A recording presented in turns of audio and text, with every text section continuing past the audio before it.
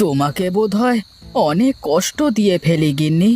কি করব বলো, দিন এনে দিন খাওয়া, তাও ঠিকমতো কাজ হলে তো হয়। এমন করে কেন বলতেছো তুমি? আমি কি কখনো তোমাকে কিছু বলেছি? সব কথা কি আর মুখে বলে দেওয়া লাগে গিন্নি? কিছু কথা তো বুঝেও নিতে হয়।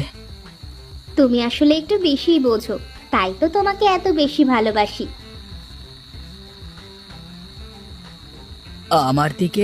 আমার দিকে একটু তাকাও। এবার বলো তো, কি এমন কথা যেটা বলার জন্য খাট থেকে নেমে এখানে চলে এলে? এই গরিবের ঘরে তোমাকে তোমার বাবা মা বিয়ে না দিলেও পারতো। এই যে তোমার বকবকানি শুরু হলো, কখন থামবে তা কে জানে। বুঝেছো গিন্নি, আমার যদি সাধ্য থাকতো তাহলে তোমাদের জন্য আমি রাজপ্রাসাদ বানিয়ে দিতাম, রোজ রোজ রাজঘরানীদের মতো খাবার এনে দিতাম। শোনো, ওসব আমার লাগবে না। তুমি পাশে থাকলে এই কুঁড়ে ঘরে রোদ বৃষ্টি সহ্য করে সারা জীবন তোমার সাথে কাটিয়ে দিতে পারবো। তোমাকে যত দেখি ততই আমি অবাক হই। তোমার মতো একজন মানুষ আমার জীবন সঙ্গী হয়েছে, এতেই আমি ধন্য। থাক, বেশি পাম দিও না, পরে আবার ভুলে যাব কিন্তু। পুরা পুরা গন্ধ মনে হচ্ছে। দেখেছো, তোমার সাথে কথা বলতে গিয়ে ভাত ধরে গেছে কেমন। তোমাকে কতবার বলেছি আমি যখন রান্না করব তখন আমার কাছে আসবা না তুমি। বেশ বেশ, তুমি রান্না করো, আমি বরং ওপরে গিয়েই বসি।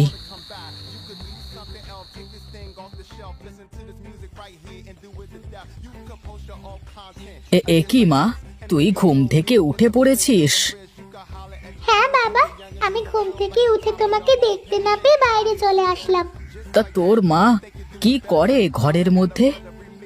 মা তো বিছানা ঠিক করছে বাবা। জানো বাবা, আমি না অনেকগুলো ফুলের গাছ লাগিয়েছি, দেখবা তুমি? এসো এসো, এদিকে এসো। ও মা, এ তো একটা ফুলের বাগান করে ফেলেছিস রে মা।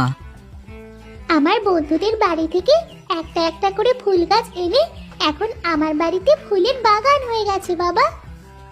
তা এসব গাছ বড় হতে তো অনেক দিন লাগবে রে মা। এখন তো বর্ষাকাল, যে কোনো সময় বৃষ্টি নামতে পারে, আর বৃষ্টির পানিতে এই ফুল গাছগুলো তাড়াতাড়ি বড় হয়ে যাবে বাবা, আর অনেক ফুল ধরবে।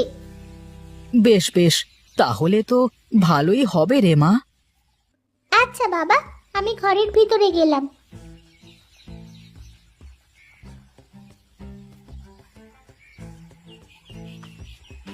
কি দেখছো এখানে দাঁড়িয়ে? আমার মণিমা ফুলের বাগান করেছে, তাই দেখছিলাম। আমার সাধ্য থাকলে আমি ওর জন্য ভালো ভালো ফুলের গাছ এনে দিতাম। আরে এইসব কথা এখন রাখো তো, চলো ঘরে চলো, আমি তোমাদের খেতে দিই। তুমি কাজে যাবা না? কাজে না গেলে কি চলবে গিন্নি? চলো চলো, দুটো খেতে দাও, বের হয়ে পড়ি। উম, উম, কি গো, তুমি খাবে না? না, তোমরা খেয়ে নাও, আমি কাজ কাম করে পরে খেয়ে নেব। বাবা, আমার পেন্সিল শেষ হয়ে গেছে, তুমি কাজ থেকে ফেরার সময় আমার জন্য একটা পেন্সিল নিয়ে আসবা কিন্তু। আচ্ছা মা, ঠিক আছে, নিয়ে আসবো, তুমি খাও। ওগো, আষাঢ় মাসের আজ 2 দিন, যে কোনো সময় বৃষ্টি শুরু হতে পারে। তুমি মনির জন্য একটা ছোট ছাতা কিনে দিতে পারবা, ওর স্কুলে যাওয়া আসার জন্য? বেশ বেশ, ও নিয়ে আসবো, তুমি চিন্তা করো না। মা, আমি আর খাবো না। খাবি না তো মা, খালি কেন? খালি খালি ভাতগুলো নষ্ট করলি। গিন্নি, তোমাকে না কত করে বলেছি তুমি আমার মায়ের সাথে এমন করে খারাপ ব্যবহার করবে না, ও তো ছোট মানুষ। খাবার নষ্ট করলে তাকে আমার সহ্য হয় না, সে যেই হোক। যাও মা, তুমি বিছানায় গিয়ে পড়তে বসো।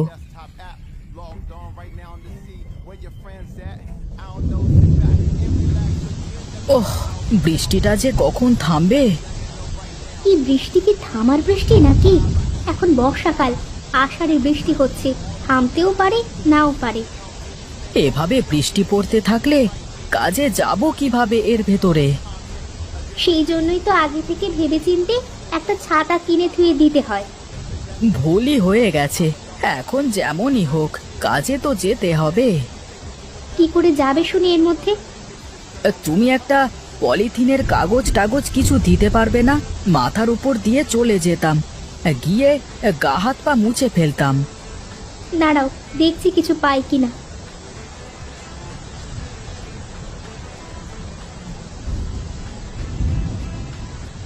এই নাও, এটা মাথায় দিয়ে যেতে পারো কিনা দেখো। হ্যাঁ হ্যাঁ, এটা হলেই হবে। দাও দাও দেখি।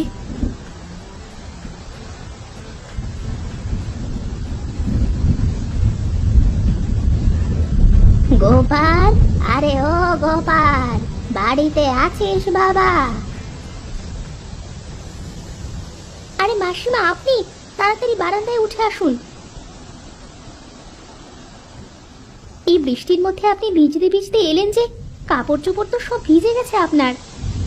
যা বৃষ্টি নেমেছে, আমার তো ঘরের চালই উড়ে চলে গেছে বাতাসে, তাই তো তোমাদের এখানে চলে এলাম। তা বেশ ভালোই করেছেন। এখন ঘরের ভিতরে গিয়ে কাপড় ছেড়ে নেন তো দেখি। এভাবে থাকলে তো আপনার ঠান্ডা লেগে যাবে। ব্যাঙের আবার সর্দি। তা ও কি তোর মেয়ে নাকি রে মা? হ্যাঁ মাসিমা, এ আমাদের একমাত্র মেয়ে মনি। কত বড় হয়ে গেছে, সেই ছোট্টটি থাকতে দেখেছিলুম। দাদা, ও দাদা, বলি কি, আমাকে দুদিনের মাইনে একটু আগে দিয়ে দেন না, আমি কাজ করে পুষিয়ে দেব।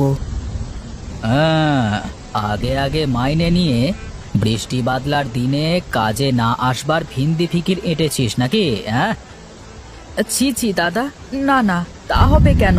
আর আমি কি এমনিতে কাজে ফাঁকি দিই নাকি? টাকা দিতে পারতাম, কিন্তু আজ বেচা কেনা নেই বুঝলি। বৃষ্টির দিন, তার উপর আবার মহাজনের টাকা শোধ করতে হবে। আজ পারবো না, কালকে নিস। দাদা, মেয়ের জন্য একটা ছোট ছাতা আর পেন্সিল নিয়ে যেতে হবে, তা না হলে মেয়ে স্কুলে যেতে পারবে না। আরে বললাম তো আজ দিতে পারবো না, কালকে নিস। এই কি রে, তোরা কাজ না করে কি করিস? হ্যাঁ, চিন্তা করো না দাদা, এই নাও টাকা। এ তো তোর মজুরির টাকা, তুই আমাকে দিচ্ছিস কেন? আমি পাশে দাঁড়িয়ে সব শুনেছি দাদা। তুমি মেয়ের জন্য ছাতা আর পেন্সিল কিনে নিয়ে যাও, আর তাছাড়া আমার তো কেউ নেই, এত টাকা দিয়ে আমি বা কি করতাম? তুই তুই আমার আপন ভাইয়ের মতো উপকার করলি রে, তোকে যে কি বলে ধন্যবাদ জানাবো। হ্যাঁ বারে, ভাইও বলছো, আবার ধন্যবাদও দিতে চাচ্ছ। হ্যাঁ যাও যাও, তাড়াতাড়ি যাও। আর শোনো, নিজের জন্য একটা ছাতা নিয়ে নিও। এভাবে রোজ রোজ ভিজে কাজে আসলে তুমি তো অসুস্থ হয়ে যাবে।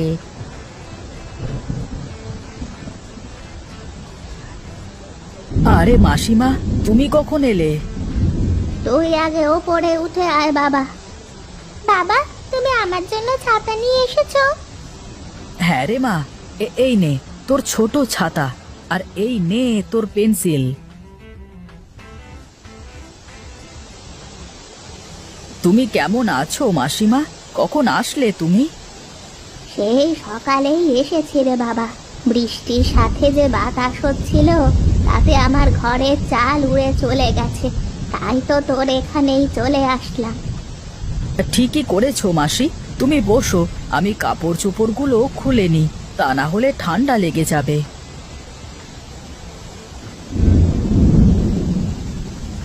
দুটো ছাতা, পেন্সিল কিনে আনলে, এত টাকা কোথায় পেলে তুমি শুনি? মহাজনের কাছে চাইলাম, বলল কাল নিতে, কিন্তু ভোলা মেয়ের ছাতা আর পেন্সিল কেনার কথা শুনে ওর মজুরির টাকাটা আমাকে দিয়ে দিল, বলল আমার এখন দরকার নেই, তুমি নিয়ে যাও। এমনি এমনি তো দেয়নি, তোমাকে তো আবার ফেরত দিতে হবে নাকি? কি দরকার ছিল? শোনো গিন্নি, ও নিয়ে তুমি চিন্তা করো না, কাল মহাজনের থেকে নিয়ে ভোলাকে দিয়ে দেব, আর আমি গায়ে খেটে মহাজনের টাকা শোধ করে দেব। বিপদ যখন আসে, তখন যেন বিপদ চারপাশ থেকে আসে। কেন গিন্নি, কি হলো আবার? একেতে এই অভাব, তার উপর বৃষ্টি বাদলা, আবার মাসিমা আসলো, তাকে ভালো মন্দ কিছু খাওয়াতেও পারবো না। চিন্তা করো না গিন্নি, কপালে যা আছে তাই হবে। আর মাসিমা আমরা যা খাই তাই খাবে। এতদিন পর আমাদের বাড়িতে আসলো, তাকে যদি দুটো ভালো মন্দ নাই খাওয়াতে পারি তাহলে কি ভাববে বলো তো? ওসব চিন্তা করে মাথা নষ্ট করো না তো। আর মাসিমা তো আমার পর কেউ না, আমার আপন আর মাসি। নাও, অনেক রাত হলো, এখন ঘুমিয়ে পড়ো।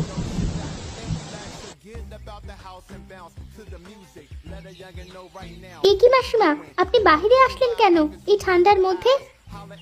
ঘরের মধ্যে বসে বসে কি করব, তাই তো ভাবলাম বাইরে এসে আমার দিদি ভাইয়ের সাথে একটু গল্প করি। বাইরে বেশ ঠান্ডা, তাহলে আপনারা এক কাজ করুন, ঘরের ভিতরে গিয়ে বসে গল্প করুন, আমি রান্না করে এসে খাবার দিচ্ছি। এ কি মাসিমা, তুমি দাঁড়িয়ে কেন? বসো বসো। এই নে বাবা, এটা রাখ, এটা তোর কাজে দেবে। এটা কি মাসিমা? খুলে দেখ কি আছে ওর মধ্যে। এ তো অনেক টাকা মাসিমা। এত টাকা তুমি কোথায় পেলে মাসিমা? আমি একটু একটু করে এগুলো জমিয়েছিলাম। কিন্তু তুমি তোমার টাকা আমাকে কেন দিচ্ছ মাসিমা? সন্তানরা কষ্টে থাকলে যে মারা কখনো বসে থাকতে পারে না বাবা, এই টাকাগুলো এখন তোর খুব দরকার।